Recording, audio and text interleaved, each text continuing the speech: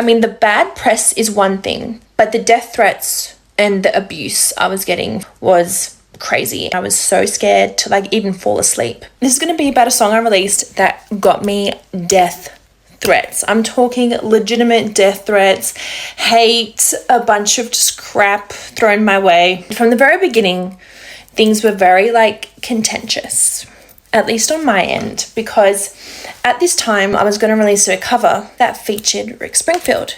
I have only good things to say about Rick. It was more just where I was at the time with my team. I didn't really have a lot to say. I often wasn't listened to. So when it came to the song, the production of the song, I was never 100% happy with it. So this is where it starts, right? And I don't want to seem ungrateful, but it's just, I can talk about it now. I mean, with that, this release, like this music video and stuff isn't even up anymore because me and my team re-released it.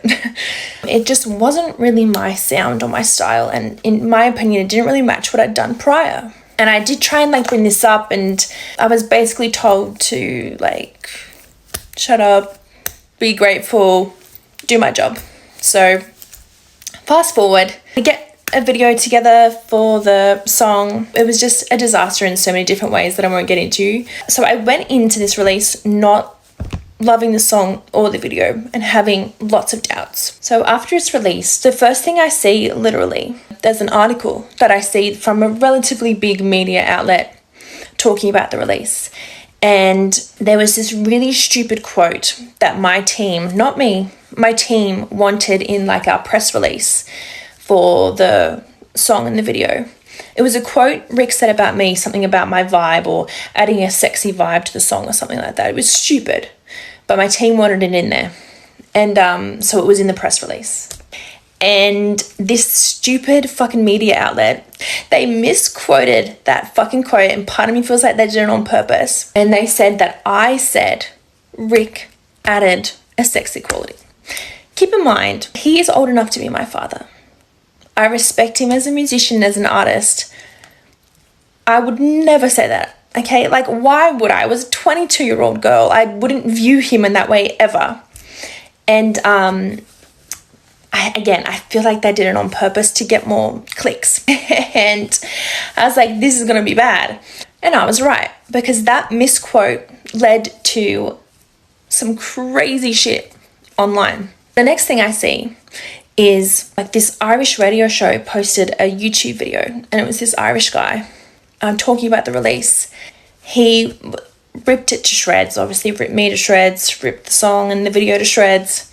But he also used that quote, and he was like, ugh. And he was like, that's disgusting, like, ugh. And I was like, Jesus Christ, they're making fun of me for something I didn't even say.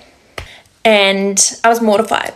I wasn't so much angry at what he said about the song and video, because deep down I agreed. And even though it hurt, I was like, I knew it, you know. But I was mortified about that quote. It was just stupid. Really, really stupid. And then from there, things start snowballing, and, you know, I start getting calls to do interviews. I had a news crew in my house. I was doing radio shows. My song was playing on the radio for the first time. So once that starts taking off, I'm getting really nice, really lovely messages and comments and DMs from some of Rick fans, and they're buying my EP and they're being really sweet. But then I started to get the Delulu fans, like absolutely crazy, batshit crazy, delusional, weird Rick Springfield fans. And they almost always would have like a picture of them and Rick Springfield in their profile picture.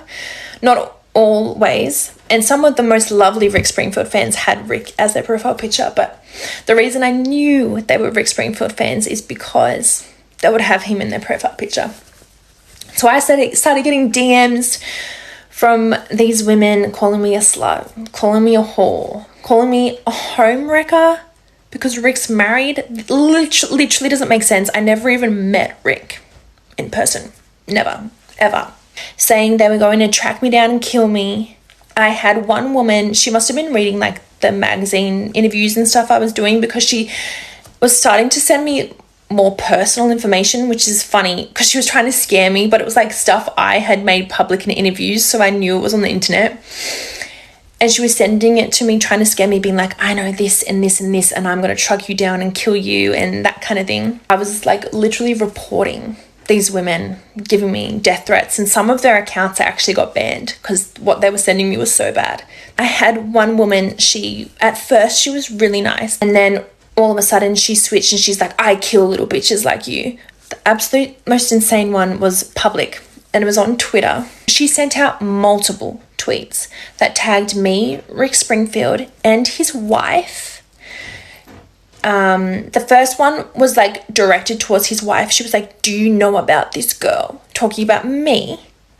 This is how delusional these people are. Do you know about this girl? She's a home wrecker. Stay away from Rick and his wife. These were all like separate tweets. All of them tagged me, Rick Springfield, and his wife. So he was getting tagged in these, which mortified me because I was like, this is going to make him absolutely never want to work with me ever again. And then I'm not sure if it was the same woman or not, but then it kept escalating. And then she did another post tagging all of us, but this time she also tagged the FBI in America. The FBI. And she said, this girl is a terrorist. You have to arrest her at FBI. She is a home wrecker at Rick Springfield. Like, arrest her and arrest her now. She's a terrorist at FBI. And she tweeted that multiple times. I'm not even American. I'm Australian.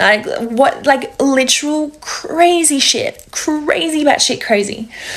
And that really started to scare me. So I blocked her and reported her. I don't actually know what happened with her account, but and it was embarrassing because they were public, and I was like, oh my God, this is mortifying. I was like, when is this going to end? I saw the bad press coming, but I didn't see the abuse and the death threats and stuff coming. So that low-key was traumatizing. I would stay up at night, and I remember there was one night I was just on my floor crying because I was getting bad press coming in, but then I was also, on top of that, I was getting death threats and publicly being humiliated by these women online.